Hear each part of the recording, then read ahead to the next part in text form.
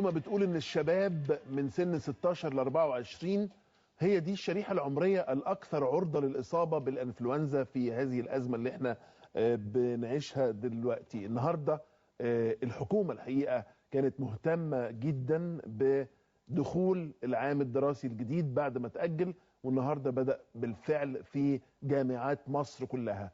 وزير التعليم العالي كان موجود في جامعتي القاهرة وعين شمس في خطة كاملة للحكومة، خطة للوزارة للتصدي لهذا الوباء الخطير، وفي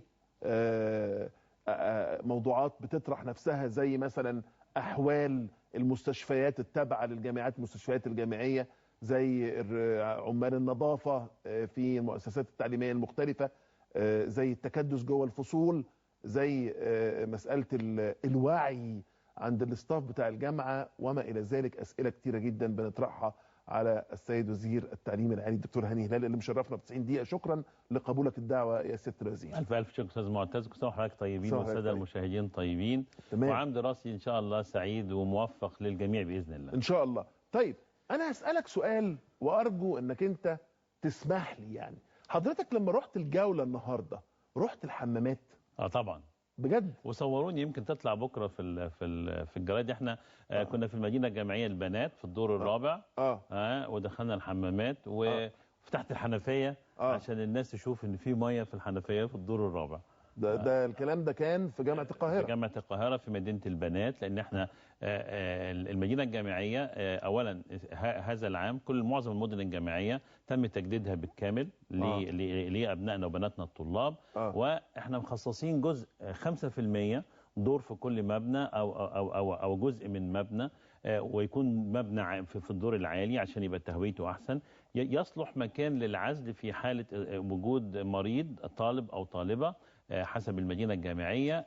مش هنقول له روح بيتك اتعزل اسبوع، لان هو الموضوع محتاج ان هو يقعد اسبوع ويتلقى العلاج اذا كان محتاج علاج في مكان بعيد عن زمايله. هذا الدور في المدن الجامعيه مجهز. يعني في جامعه القاهره هو الدور يقدر ياخد 25 الى 50 طالبه، في طبيبه مقيمه 24 ساعه، وفي غرفه كشف، والطبيبه مقيمه في اوضه موجوده معاهم، وفي نبطشيات موجوده يوميا على هذا الدور. وده الدور بالكامل مخصص للعزل والعياده الخارجيه بتاعته اللي موجوده معاه. طيب خلينا نمسكها نقطه نقطه. نمره واحد، حضرتك راضي بنسبه كام في الميه عن مستوى نظافه المنشآت التعليميه اللي حضرتك شفتها النهارده؟ انا حقيقه مش عايز اتكلم لان شهادتي بعض الناس هتعتبرها مجروحه. انا بطلب من حضرتك انك انت كان معانا كاميرات النهارده ماشيه معانا، وممكن يروحوا بكره وبعده، يمكن النهارده هيقولوا الوزير رايح فنظفوا. لا، انا بطلب من حضرتك ومن باقي الكاميرات التلفزيون انها تروح وتشوف وتبص وتتابع. وانا قلت النهارده في مجلسي جامعه القاهره وعين شمس الموضوع مش موضوع مجرد اسبوع ولا اسبوعين وعي، لا، احنا محتاجين، دي فرصة. الأزمة دي بالنسبة لنا كمجتمع مصري فرصة لا تعوض، ان احنا نغير كثير من عاداتنا الصحية وممارستنا الصحية في حاجات كثير. هذه فرصة يجب أن تستمر الاستعداد ليها ويصبح جزء من نمط حياتنا اليومية بعد ذلك. يعني حضرتك ما عندكش أي مانع ان كاميرات الإعلام لا بالعكس والصحافة بالعكس تبتدي تتابع وتبتدي تروح وتصور فيما عدا او مش في ايام زياره حضرتك كمسؤول تنفيذي؟ لا انا يعني عايز اقول حاجه. هو طبعا عايز اقول ايه، انا ممكن اروح النهارده الاقي حنفيه مكسوره، حنفيه واحده، بنقول للراجل صلحها. احنا عايزين نزود الوعي. يعني احنا الخطه بتاعتنا قائمه ليس على ان احنا نروح نصور حنفيه ولا نصور حمام ولا نصور اوضه مش نظيفه. احنا عايزين الطلبه في حد ذاتهم هم اللي يباشروا هذه الاعمال داخل المدن الجامعيه والجامعات. ويمكن ده لو حضرتك تحب نتكلم على الخطه العامه اللي احنا حطيناها، احنا بنستعين بالطلبه للطلبه. احنا في شهر اغسطس اللي فات جبنا اتحادات الطلاب في مركز اعداد القاده في حلوان، نظمنا لهم اسبوع كامل توعيه لكيفيه تنفيذ هذه الخطه. انا النهارده كنت في جامعه عين شمس وجامعه القاهره. جامعه عين شمس اتحاد الطلاب بسم الله ما شاء الله عامل شغل وعي للطلبه غير مسبوق. الطلبه اللي بتوعي زمايلها، لان الطالب هو القادر على الوصول لزميله. احنا عايزين الطلبه هي اللي تراقب وهي اللي تتابع دورات الميه عندهم، اذا كان في تقصير في النظافه تبلغ.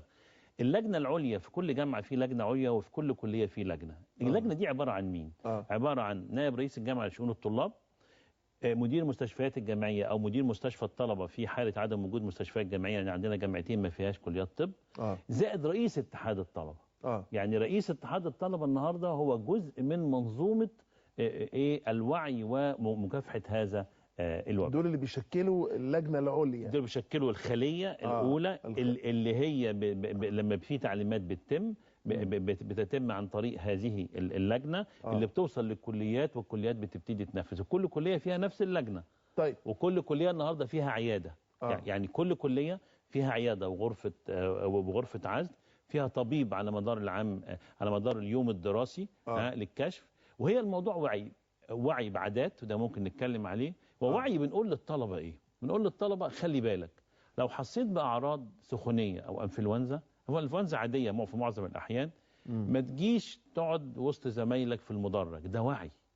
بنقول له روح العياده، يا تروح مستشفى من المستشفيات اللي فيها عياده تكشف عليك، يا تجيلنا الجامعه، بس ما تروحش تقعد وسط زمايلك في المدرج، لا روح للعياده يكشفوا عليك وهيدوك يا اما علاج يا اما هيعزلوك يا اما هيروحوك في اي حاله من الحالات دول. كويس. حضرتك اتكلمت عن المدرج، وده موضوع يهمني جدا، لانه معروف ان العدوى بتنتقل في وسط التجمعات الكتير لناس قاعده لازقه في بعض، مفيش تهويه، مفيش مسافه كبيره ما بين الطالب والتاني.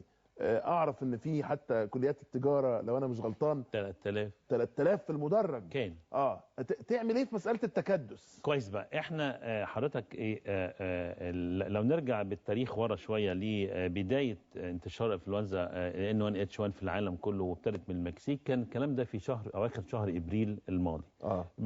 احنا اتفقنا مع الدكتور حاتم وعملنا اجتماع، ويمكن حضرتك مسجل، ويمكن كاميرات البرنامج بتاعك كانت موجوده معانا. وعملنا اجتماع في طب القصر العيني في اواخر ابريل اوائل مايو. دعينا فيه كل مدير المستشفيات ال 69 مستشفى اللي موجودين عندنا في منظومه التعليم العالي، دعينا كل عمداء كليات الطب، دعينا رؤساء الجامعات اللي موجودين عندنا، وعملنا نوع من خطه طوارئ لسببين. اولا احنا كمنظومه تعليم عالي، وزي ما حضرتك قلت في بدايه الحلقه، ان الفيروس ده له خصوصيه غير معروفه علميا لغايه النهارده، بيصيب اكثر الاصابه في فئه عمريه اللي هي من 8 ولا من 5 سنين الى 25، ويمكن في فئه الشباب 16 ل 25 الاصابه اكبر. ليه؟ ما لسه ما حدش عارف علميا ده السبب ده ايه. فاحنا قلنا منظومه التعليم العالي هي اكثر منظومه معرضه لهذا الموضوع. بدانا من شهر مايو الماضي نعمل خطتنا، ابتدينا نعدل جداولنا عشان المدرجات في الكليات اللي عددها معقوله ما تزيدش عن 200 250. في الكليات الكبيره بنقول احنا نفسنا تبقى المدرجات 300 طالب او طالبه. احنا مش بنقول 300 ده رقم ثابت لازم يحقق، احنا بنقول ايه بقى؟ هناك كثافه داخل المدرج. يعني المدرج اللي كان بيساع 3000 طالب قاعد النهارده، لو حطيت فيه 500 ولا 600 ولا 700 طالب وهويته كويس، يبقى انا النهارده قللت الكثافه فيه وقللت احتمالات الاصابه بالمرض. اهم حاجه هو التهويه. تاني حاجه نظافه البنشات واكر البيبان زي ما حضرتك قلت من 5 دقائق.